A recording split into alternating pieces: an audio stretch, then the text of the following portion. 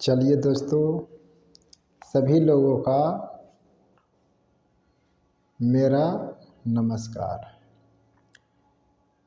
तो चलिए हम लोग काव्यखंड का काव्यखंड का पहला चैप्टर में गुरु नानक का जीवनी पढ़ लिए थे। उसके बाद दोनों जो दोहा था दोनों का अर्थ भी समझ लिए थे। आज उससे आगे उससे संबंधित जो भी क्वेश्चन है उसको समझते हैं। मेन है परीक्षा के दृष्टिकोण से क्वेश्चन किस लेवल का पूछ रहा है, मतलब कौन क्वेश्चन भी आई है, किसको याद करके आपको लाना है और किसको याद करके आपको नहीं लाना है।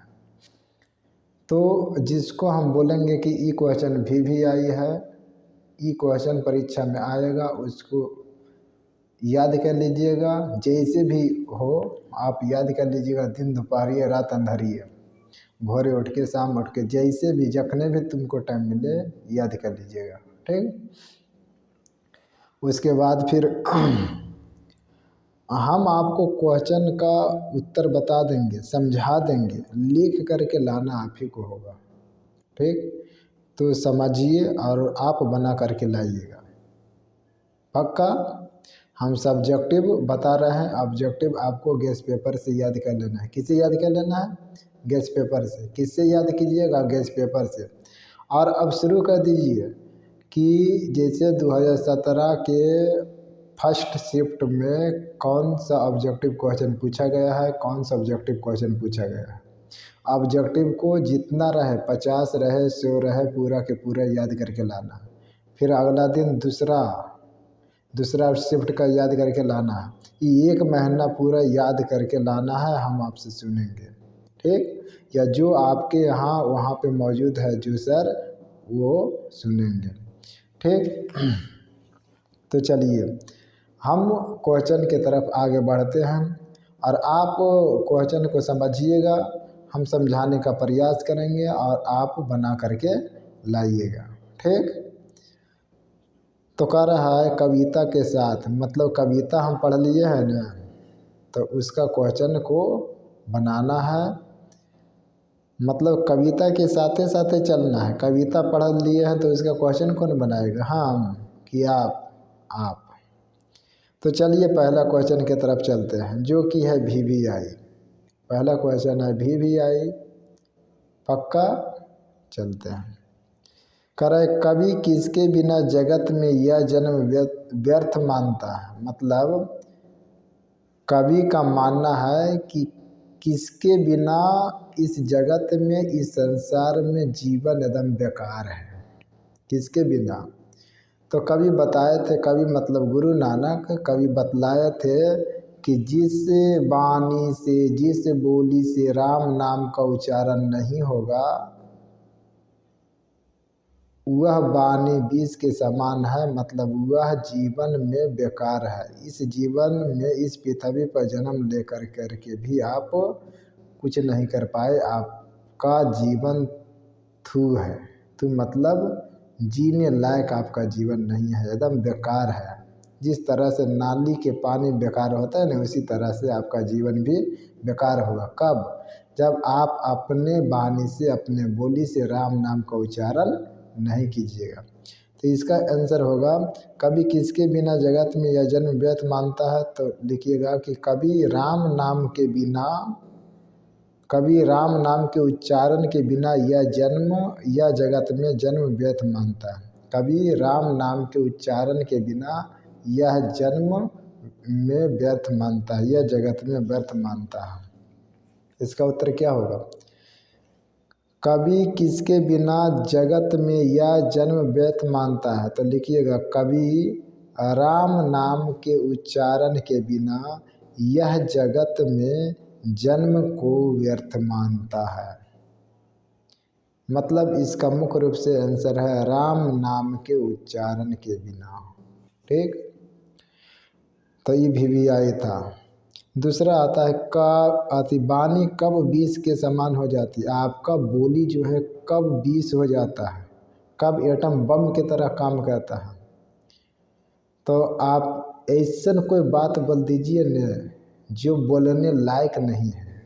बीच के ज़माने मतलब कहने का मतलब है कि आप वहाँ से भगवान आपको ऊपर से कहें कि जा बउआ जा, जा करके और मेरा नाम का उच्चारण करना, मेरा नाम को याद करना, मेरा भक्ति करना, मेरा गुणगान करना, जाओ पृथ्वी पर हम आपको भेजते हैं कि मेरा भक्ति को एकदम पूरे संसार में फैला दो। आप जन्म लेते हैं, जन्म लेने के बाद आप कहते हैं ना, पहला जो बोली है वही बोलते हैं, कहाँ कहाँ कहाँ, मतलब हम कहाँ तोहरा से वादा कैली है कि हम ये तोहर भक्ति करबे, हम सब भुला गेलिए। मतलब आप जन्म ले लिए ना तो भगवान को भुला गए। भगवान कहते अच्छा एक बार तो तोरा भेज दिलियो, अगला बार में तोरा नहीं भेजबो। देख ले, एक बार हमरा से गलती हो गई कि तोरा भेज दिलियो, अगला बार तू अइहे ने ओकर बाद तोरा बतेबो। तोरा नलिया वाला पीलियो बना करके ने नलिये में रखबो, घूमते रहिए। तो वाणी कब बीज के समान होती है, तो जिस वाणी से राम नाम का जप नहीं होता, राम नाम का उच्चारण नहीं होता, राम नाम का कीर्तन नहीं होता, वह वाणी बीज के समान हो जाती है। लिखिएगा, जिस वाणी से राम नाम का उच्चारण नहीं होता वह वाणी बीज के समान हो जाती है। मतलब उसका उत्तर भी वही और इसका उत्तर भी वही। पहला है कि कभी किसके बिना जगत में यह जन्म व्यर्थ मानता है, तो कभी राम नाम के बिना यह जगत में जन्म व्यर्थ मानता है। दूसरा, वाणी कब बीज के समान होती है, जिस वाणी से राम नाम का उच्चारण नहीं होता वह वाणी बीज के समान हो जाती है। तीसरा आता है, तो दोनों भी आई था, मतलब कभी किसके बिना जगत में यह जन्म व्यर्थ मानता है, तो राम नाम के बिना, और दूसरा में जिस वाणी से राम नाम का उच्चारण नहीं होता वह वाणी बीज के समान हो जाती है।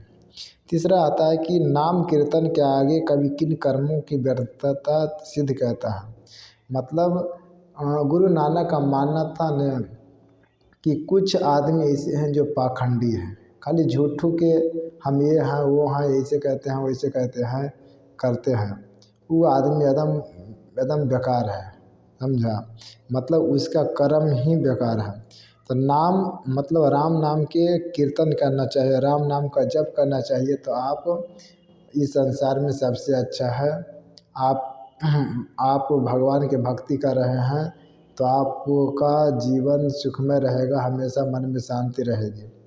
तो नाम कीर्तन के आगे कभी किन कर्मों की व्यर्थता सिद्ध करना है, तो सुबह संध्या क्या व्याकरण जो पढ़ता है, व्याकरण मतलब बड़का बड़का किताब, सुबह संध्या बड़का बड़का किताब जो पढ़ता है, जो आधा धोती पहन लेता है, आधा ओढ़ लेता है, हाथ में कमंडल ले लेता है, केस बढ़ा लेता है, ठीक, माथा पे भस्म लगा लेता है, वह व्यक्ति क्या है, उस व्यक्ति का कर्म व्यर्थ है, व्यर्थ सिद्ध होता है। सबसे अच्छा है कि आप भगवान के नाम का उच्चारण कीजिए, वही सबसे अच्छा कर्म है। तो कभी नाम कीर्तन के आगे कभी इन कर्मों को व्यर्थता सिद्ध कहता है। सब लिख दीजिएगा कि नाम कीर्तन के आगे कभी इन कर्मों की व्यर्थता सिद्ध कहता है। जैसे हाथ में कमंडल धारण करना, डंडा ले लेना, धोती मतलब अर्धनग्न घूमना, तीर्थ यात्रा करना, केस बढ़ा लेना, माथे पर भस्म लगा लेना आदि इन कर्मों की कभी व्यर्थता सिद्ध कहता है। प्रथम पद के आधार पर बताए कि कभी अपने युग में धर्म साधना के कैसे कैसे रूप देखे थे। तो लिखना, प्रथम पद के आधार पर कभी अपने युग में धर्म साधना के निम्नलिखित रूप देखे थे। वही बोला, हाथ में दंड धारण करना, कमंडल धारण करना, धोती पहनना, तीर्थ यात्रा करना, माथे पर भस्म लगाना, जटा बढ़ाना, शाम सुबह पुस्तक व्याकरण पढ़ना। हरि रस से कभी का क्या अभिप्राय है, यह भी आई है। हरि रस से कभी का क्या अभिप्राय है, तो जिस किसी भी भगवान का आप भक्ति करते हैं न, तो आप भक्ति करने से जो आपको आनंद मिलता है न, शांति मिलता है, संतुष्टि मिलता है, उसी को बोला गया है हरि रस। तो हरिरस से कभी का अभिप्राय है कि भगवान की भक्ति से जो असीम आनंद प्राप्त होती है उसी को बोला गया है क्या, हरिरस। मतलब भगवान की भक्ति करने से जो आनंद मिलता है उसी को कहा जाता है हरिरस। तो हरिरस का अभिप्राय है भगवान की भक्ति से मिलने वाला आनंद। कवि की दृष्टि में ब्रह्म का निवास कैसे होता है? कवि बताए थे कि वैसन व्यक्ति की आत्मा में ब्रह्म का मतलब ईश्वर का निवास होता है। कैसन व्यक्ति की आत्मा में? वैसने व्यक्ति की आत्मा में जेकर आत्मा में काम करने की इच्छा नहीं रहे, क्रोध नहीं रहे, घमंड नहीं रहे, लोभी नहीं रहे, हमेशा त्याग करने की भावना रहे, सभी जीवों में एक समान वह देखता है, भगवान का रूप देखता है, वैसे व्यक्ति की आत्मा में ब्रह्म का निवास होता है। कौन कहते हैं? गुरु नानक। तो कवि की दृष्टि में ब्रह्म का निवास कैसे होता है? तो कवि की दृष्टि में ब्रह्म का निवास वैसे व्यक्ति की आत्मा में होता है जो दुख में दुख नहीं मानता है, सभी जीवों में ईश्वर का रूप देखता है, उसके अंदर लोभ न है, क्रोध न है, घमंड नहीं है, मोह नहीं है, वैसे व्यक्ति की आत्मा में ब्रह्म का निवास होता है। गुरु की कृपा से किस युक्ति की पहचान हो जाती है? ये भी आई है। गुरु की कृपा से ब्रह्म को जानने, ब्रह्म को प्राप्त करने की युक्ति मिल जाती है। किसको? ब्रह्म मतलब गोविंद को प्राप्त करने की युक्ति मिल जाती है। युक्ति मतलब बुद्धि। अब आता है व्याख्या करें, मतलब उसके बारे में लिखना है। हम एगो बता देते हैं, उसी तरह से लिखना है, उसके बाद खाली अर्थ बता देंगे। कह रहा है कि व्याख्या करना है। राम नाम बिनु अरझी मर, तो लिखिएगा या पंक्ति गोधूली के काव्य खंड राम नाम बिनु बीते जगी जन्मा से लिया गया है, जिसके लेखक कौन है? गुरु नानक है। पैराग्राफ चेंज कीजिएगा। गुरु नानक इस पंक्ति के माध्यम से कहना चाहते हैं कि जब आदमी इस पृथ्वी पर जन्म लेता है और अपने मुंह से भगवान राम का उच्चारण नहीं करता है, वह संसारिक कष्टों में, सांसारिक कामों में उलझ जाता है और उलझ के मर जाता है। कंचन माटी जाना। फिर लिखिएगा यह पंक्ति गोधूली भाग 2 के काव्य खंड से लिया गया है, जिसके लेखक गुरु नानक है। गुरु नानक इस पंक्ति के माध्यम से कहना चाहते हैं कि जो इस पृथ्वी पर जन्म लेने के बाद सोना को भी माटी के समान समझता है, उसी के अंदर ब्रह्म का निवास होता है। हर्ष शोक ते रहे निहारे, नहीं मान अपमाना। कह रहा है कि जो हर्ष शोक सभी में न्याय की भावना देखता है, किसी को बेइज्जती नहीं कहता है, वैसे व्यक्ति के हृदय में ब्रह्म का निवास होता है। तो लिख दीजिएगा नानक लीन भयो गोविंद सो जो पानी संग पानी। लिखिएगा इस पंक्ति के, इसका अर्थ है ऊपर वाला जो जैसे लिख रहे हैं वैसा ही लिखिएगा। और लिखिएगा इस पंक्ति के माध्यम से गुरु नानक कहना चाहते हैं कि जिस तरह से नदी का पानी समुद्र का पानी मिल कर के एक पानी का रूप ले लेता है, उसी तरह से नानक भगवान की भक्ति से गोविंद के साथ मिल करके एकाकर हो गए हैं, मतलब एक संग में मिल गए हैं। अगला क्वेश्चन आता है 9वां। आधुनिक जीवन में उपासना के प्रचलित रूपों को देखते हुए नानक के इन पदों की क्या प्रासंगिकता है, अपने शब्दों में लिखें। तो आधुनिक युग लिखिएगा आधुनिक जीवन में उपासना के प्रचलित रूपों को देखते हुए नानक का मानना था कि जो व्यक्ति कैसन रूप देखे थे, तो हाथ में कमंडल लेना, सुबह शाम व्याकरण पढ़ना, धोती पहनना, माथे पर भस्म लगाना और जटा बढ़ा लेना, ऐसे रूप देखे थे आधुनिक युग में। कौन? गुरु नानक। तो आशा करते हैं कि आप क्या कर लेंगे, इसको बना लेंगे। उसके बाद कभी कभी क्या होता है ना, ऑब्जेक्टिव में कुछ शब्द दे देगा, ठीक है, उसका अर्थ पूछ लेगा, तो आप क्या कीजिएगा, उसको सही अर्थ मतलब 4 ऑप्शन में उसका अर्थ रहेगा, तो उसमें टिक कीजिएगा। तो वो भाषा के बात नीचे है ना, भाषा के बात उसमें पूछा हुआ है, तो उसका हम अर्थ भी बता देते हैं, ठीक है। जैसे कह रहा है व्यर्थे, तो व्यर्थे मतलब होगा व्यर्थ ही, मतलब बेकार ही। व्यर्थे मतलब बेकार ही, नहीं मतलब बेकार हो गए हैं, जैसे बासी चावल कुछ हो गए बेकार हो गए हैं। कूड़ा करकट क्या है, बेकार है, तो विरत है। बीखू मतलब होता है बीस, बीखू मतलब बीस, बीखू मतलब बीस, बीखू मतलब बीस। और निफलु मतलब निष्फल, निष्फल मतलब एकदम असफल, सफल ना, निष्फल मतलब असफल। अब मति मतलब होता है बुद्धि, मति मतलब क्या होता है, बुद्धि। नहीं बल ओकर मतिये मारल गेले मतलब बुद्धिये मारल गेले। जिस समय भगवान बुद्धि दे रहे थे तो आप पीछे वाला लाइनिया में थे और हम आगे वाला थे, मतलब सबसे आगे थे, समझे। संधियाँ, संधियाँ मतलब संध्या के समय क्या है, अगरबत्ती दिखाना आती, धूप दिखाना चाहिए। संध्या मतलब होता है क्या, शाम। और कर्म, कर्म मतलब होता है कर्म, कर्म के मतलब होता है भाग, किस्मत। कर्म से ही, कर्म के मतलब होता है कर्म और कर्म के मतलब होता है भाग, मतलब आपके कर्म से भाग लिखाता है। गुरु शब्द मतलब होता है, गुरु शब्द मतलब होता है गुरु का उपदेश। गुरु शब्द के मतलब क्या होता है, गुरु का उपदेश, मतलब गुरु जो बोले हैं न उसी को बोला जाता है गुरु का उपदेश, सच्ची बात। तीर्थ भगवान मतलब होता है तीर्थ का यात्रा करना, तीर्थ स्थान का यात्रा करना। तीर्थ भगवानों का मतलब होता है तीर्थ स्थान मतलब पवित्र जगह का यात्रा करना। महियल, महियल मतलब होता है धरती पर, न गाना धरती पर जहाँ तू रहे, तब महियल के मतलब होता है धरती पर, ठीक। अब माटी मतलब होता है मिट्टी, माटी, माटी का चूल्हा मतलब मिट्टी का चूल्हा। हम लोग बचपन में मटिया में धूल मट्टी से एकदम खेलते रहते हैं, वो इसका लगा दिया एकदम, एक दिन एकदम कपड़ा धोया, दूसरा दिन एकदम पूरा प्लेन।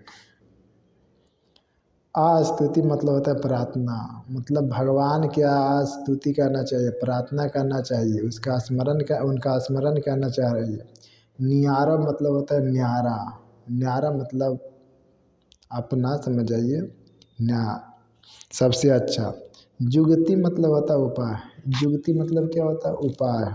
और पिछानी मतलब पहचान, पहचान मतलब पहचाने, पिछानी मतलब पहचान। तो इसमें कौन कौन था भी आई, कभी किसके बिना जगत में यह जन्म व्यर्थ मांगता है, तो राम नाम के बिना, किसके बिना, राम नाम के बिना, बताइएगा।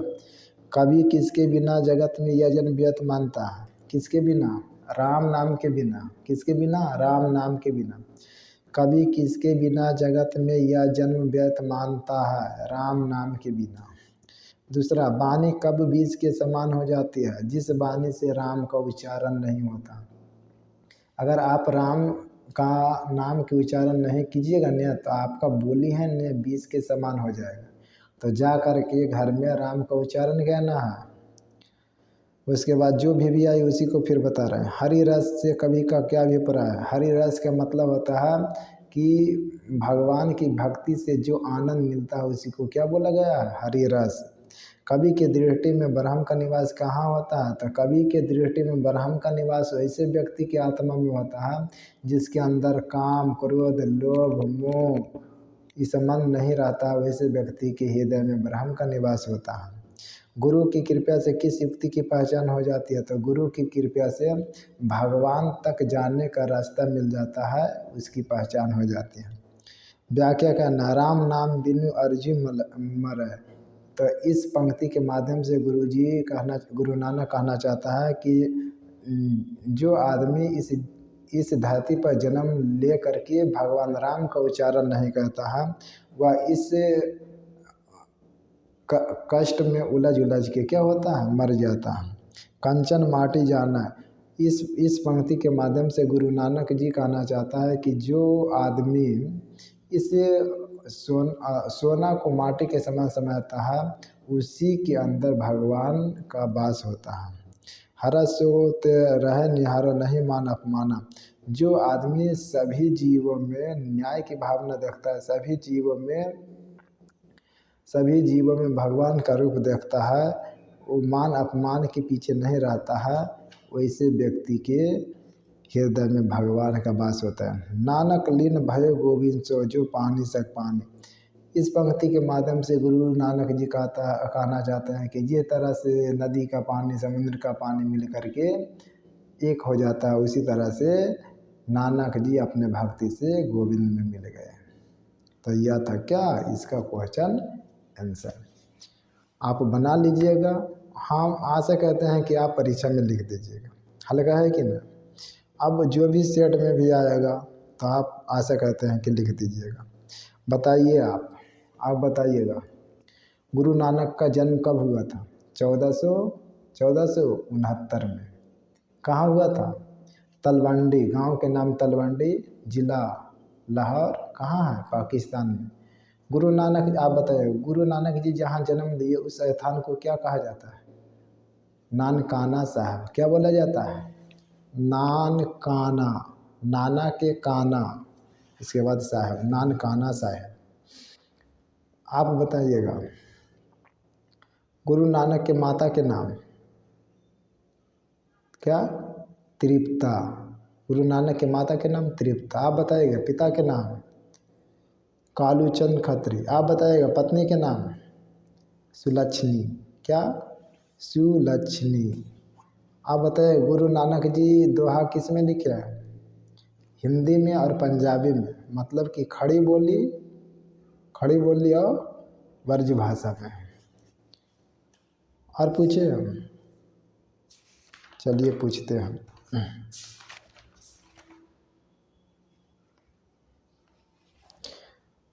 कवि किसके जैसे, गुरु नानक किसके जैसे रचना मतलब दोहा लिखने का प्रयास करते हैं? कबीर के जैसा। किसके जैसा? कबीर के जैसा। किसके जैसा? कबीर के जैसा। गुरु नानक की भेंट किस मुगल शासक से हुआ था? बाबर से। किससे हुआ था? बाबर से। सिख धर्म का जनक, सिख धर्म का संस्थापक, सिख धर्म का प्रवर्तक कौन थे? मतलब सिख धर्म का उद्भव किसने किया? गुरु नानक।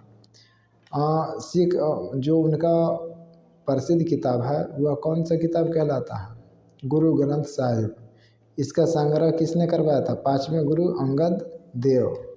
कब? 1604 ईस्वी में।